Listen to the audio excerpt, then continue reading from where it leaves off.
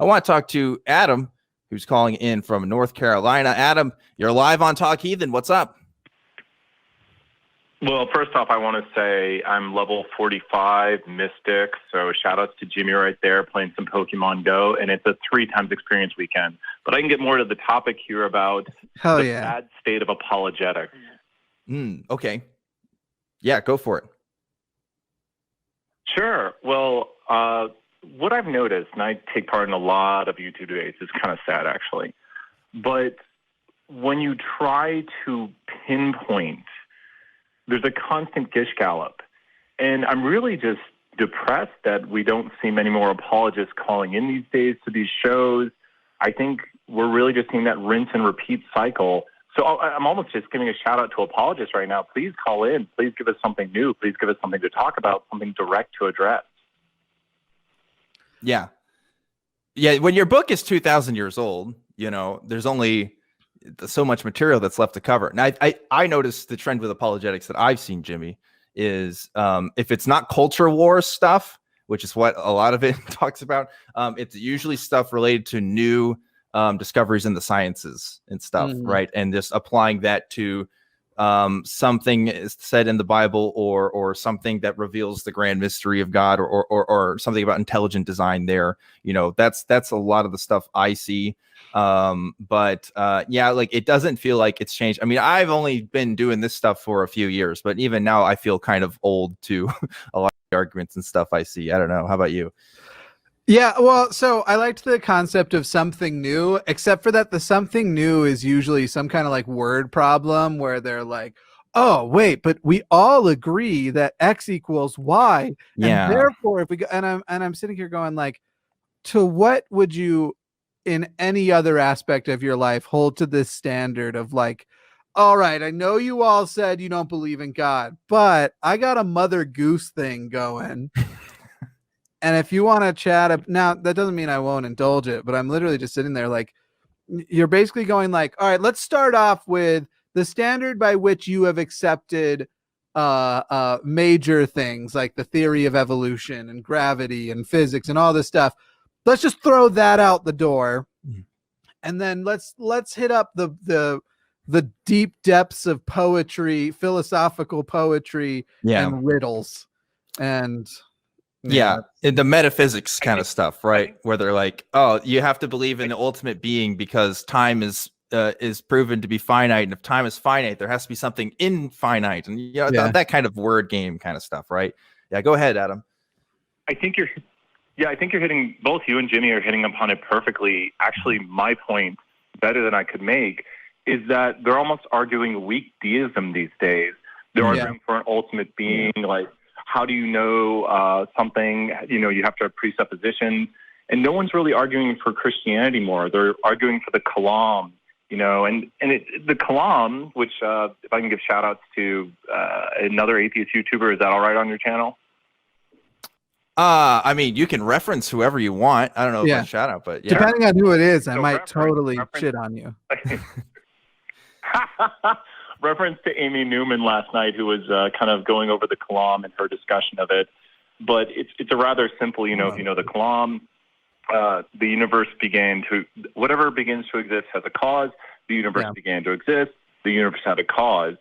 And there's, you know, the two premises have a lot to go into. It's obviously a valid form, but this does not get us to a Christian God till you start layering in, oh, well, this thing has to be timeless. It has to be a being that cares about us. Obviously, we were created in its image, so it has the same genitalia as us. I don't know. What's going on here? It's weird. It's very weird very quickly. Once you leave the syllogism. But I think all these apologists are not arguing for Christianity. They're arguing for weak deism. Yes. And even then, they're not making good cases for it.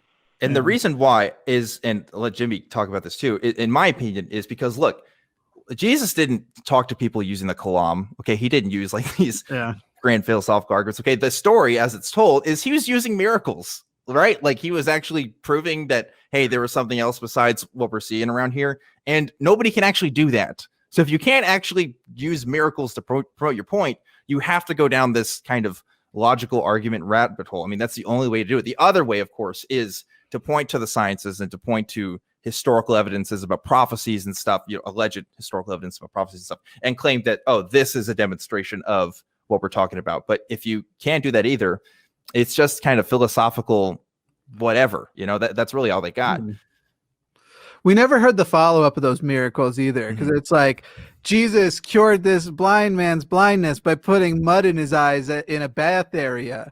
But the follow-up is that the guy immediately went blind again from a severe conjunctivitis infection, because mud in a bath area, y'all, he put poo in that guy's eyes.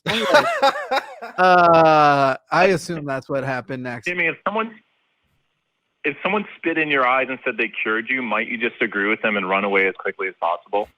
Yeah, maybe. I might do that.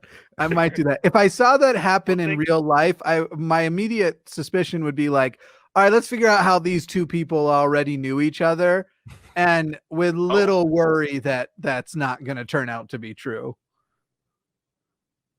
Well, you make such a good point right there. The skepticism we should have for these stories, that maybe these things actually occurred in the Bible, like someone transcribed these events, a lot of copying between the Gospels, but maybe this actually occurred. People watched it. But we see psychic shows these days where there's a lot of cold/hot rating. So someone could write stories of these psychic shows where this person knew these things about this person, but not really anything interesting. But it could have just been plants. Like nothing it was, but skepticism should come into play.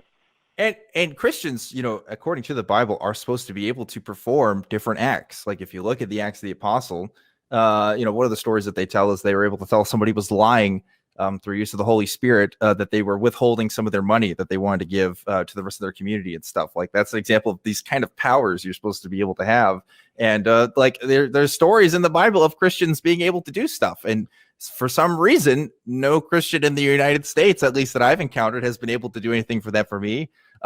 Anywhere else either, as far as I know, besides like really sketchy YouTube videos of highly edited content or just like weird parlor tricks and stuff. It's sad. It's really sad.